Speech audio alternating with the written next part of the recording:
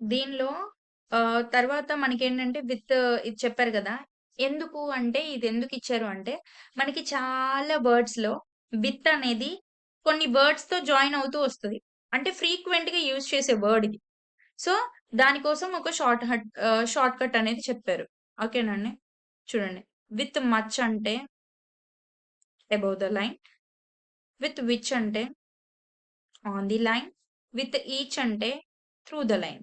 అంటే above the line, on the line, through the line. ఓకేనండి. ఇది చాలా ఎక్కువగా వస్తది వర్డ్.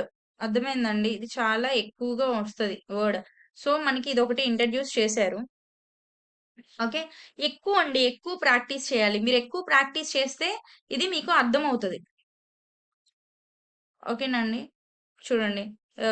ఇప్పుడు మీకు బుక్ ఉందనుకోండి.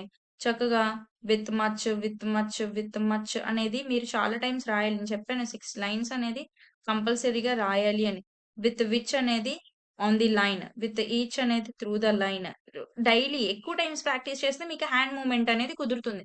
సో, ఎక్కువగా ప్రాక్టీస్ చేయండి. అట్లాగే తర్వాత ఏం చెప్పారు అంటే short and forms before KML. నేను ఇదివరకు మనం ఏది డిప్థాంగ్స్ అనే లెసన్ చెప్పుకున్నప్పుడు మనం చెప్పాం. ఐ అనేది ఎల్ ముందొచ్చినా, ఎమ్ ముందొచ్చినా ఇప్పుడు ఐ అనేది ఇలా గదా మనం రాసేది. దీన్ని మనం ఎల్ ముందొచ్చినా, ఎమ్ ముందొచ్చినా కూడా షార్ట్‌గా రాస్తాం అని చెప్పి అనుకున్నాం.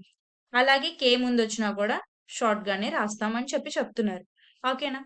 ఇది చూడండి. I can, I am, I will. ఓకేనా? ఇది ఇంకో రూల్. ఇంకొకటి చూడండి. వ్ వోకలైజేషన్ ఇన్ ఫ్రేజెస్ అంటే generally no vowels are needed. But for clarity in him phrases అంటే ఇప్పుడు చూడండి. No need, no vowel. Okay. For clarity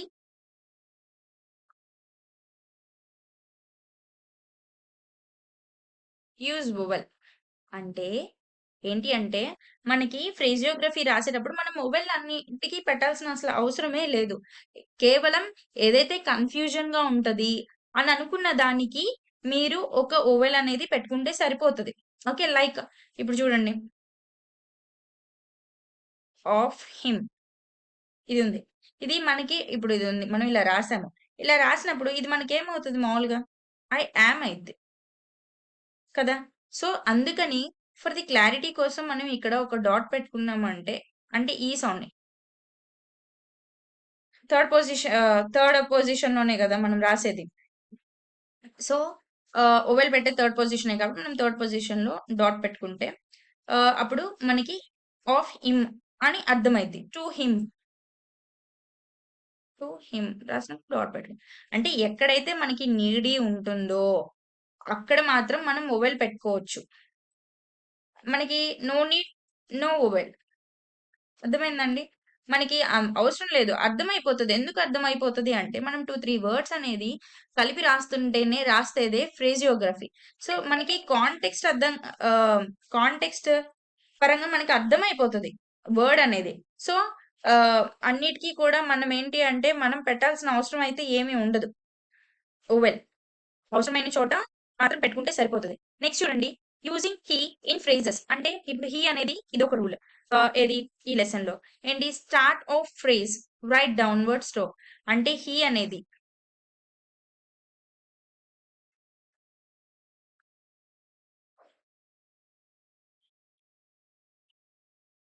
ఎప్పుడు స్టార్టింగ్ ఒస్తే. అదే మిడిల్ ఒచ్చిందనుకోండి. మిడిల్ ఒస్తే లోగోగ్రామ్ యూజ్ చేసుకోండి అన్నాడు. అంటే చిన్న టిక్ ఇలా. ఓకే. ఇక్కడ ఇచ్చాడు చూడండి. ఏమిచ్చాడు? హి అనేది ఎక్కడొచ్చింది? Starting was. Okay. He downward may. Okay. కలిపి రాస్తాం. హి, మే. నెక్స్ట్ మధ్యలో వచ్చింది. హి, మే. అంటే ఈ హి అనేది ఎక్కడొచ్చింది? మధ్యలో వచ్చింది. మధ్యలో వచ్చినప్పుడు మనం చిన్నది డాష్ వాడాం. తర్వాత హి షుడ్ నో స్టార్టింగ్ వచ్చింది. హి షుడ్ నో అయిపోయింది. మధ్యలో వచ్చింది చూడండి. If he should know. అర్థమైందండి? ఇదొక రూల్. ఏది? He rule. Next much and where for easy joining. మీకెప్పుడైనా గుర్తుపెట్టుకోండి. సో మచ్, హౌ మచ్ ఇట్లా వర్డ్స్ వచ్చినప్పుడు మనం కలిపి రాసేయాలి. ఇప్పుడు so much, how much, how much. Next they were. ఇప్పుడు ఈ వర్ అనేది మనం 2 విధాలుగా రాస్తాము. ఇలాను రాస్తాము, ఇలాను రాస్తాము అని ఇచ్చారు. For the easy joining. మీకెప్పుడు ఎలా ఈజీగా అనిపిస్తే హ్యాండ్ మూవ్‌మెంట్ అది రాసుకోండి అని చెప్తున్నారు. నెక్స్ట్ చూడండి. They were. You were, you were. If they were, if they were. ఓకేనా? If he were, if he were, if he were. So, మనకి ఈజీగా ఎలా అయితే జాయినింగ్ ఉంటుందో, దానికి విధంగా రాసుకోవచ్చు. దేనికి? వర్‌కి. ఇలా అన్నా రాసుకోవచ్చు, ఇలా అన్నా రాసుకోవచ్చు. అనేదే ఇదొక రూల్. ఓకేనా అండి? ఇదొక రూల్. ఇలా అయినా రాసుకోవచ్చు అని. నెక్స్ట్ చూడండి. Expressing the. చిన్న గీతతో అంటే ఒక చిన్న డాష్‌తో ఒక టిక్ మార్క్ లాగా రాసుకోవచ్చు. అంటే మనకి జాయినింగ్‌లో ద వచ్చినప్పుడు అని చెప్తున్నారు. చూడండి. The word the is shown by a light slant tick joined to the previous stroke. ఇప్పుడు చూడండి. Of the. ఇది ఎండ్ కాదండి. ఇది end. End the. Next end. హ్మ్. తర్వాత చూడండి. Should the. With the. By the. If the. Have the. మీరు గనక ఇదిగోండి. ఒక నిమిషం ఉండండి. మీరు గనక బుక్‌లో చూస్తే ఒక్క నిమిషం. చక్కగా రాసి ఉంటాయి. ఈ ఫ్రేజెస్ లైన్‌గా.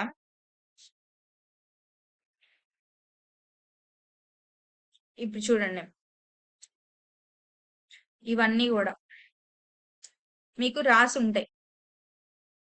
Of the, and the, should the, should the, should అంటే ఎండ్ ఇలాగా, షుడ్ ఇలాగా.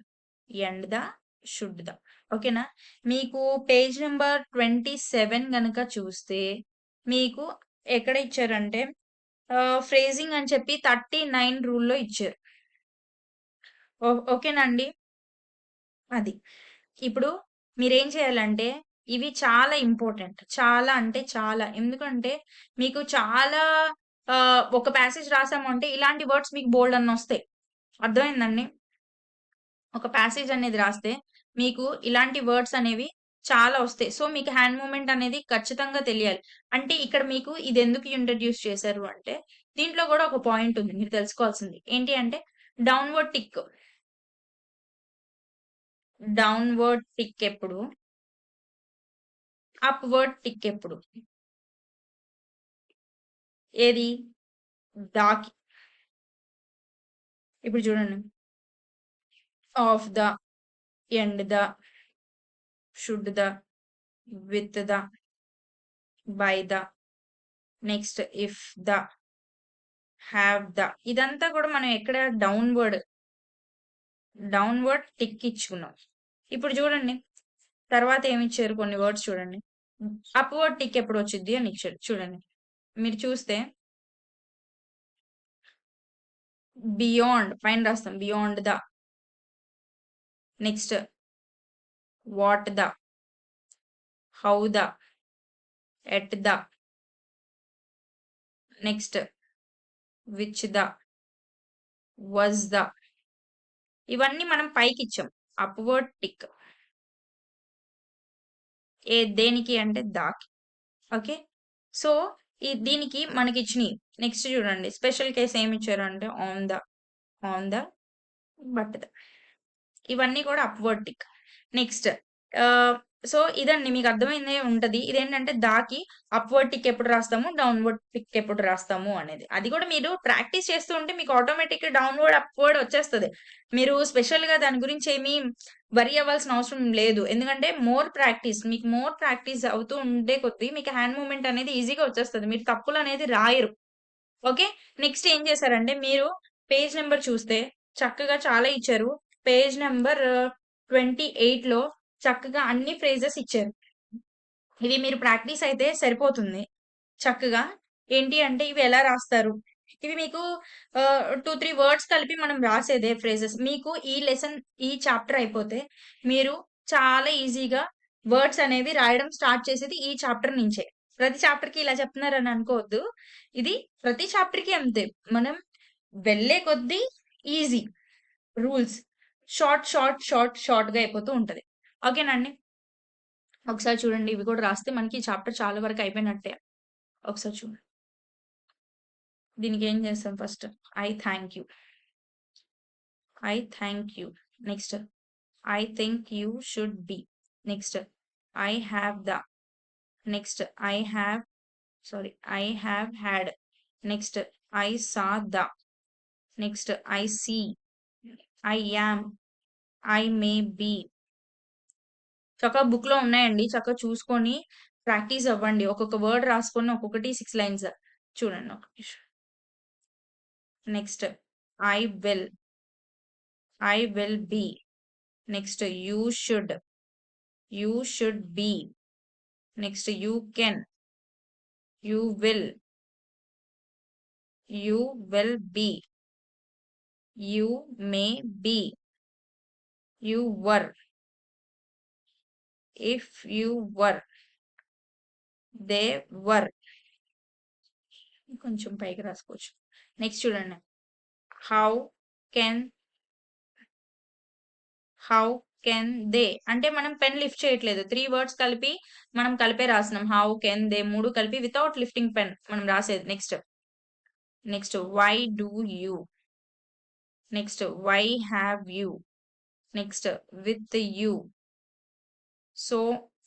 So much. Next with much. With which. Next with each. Next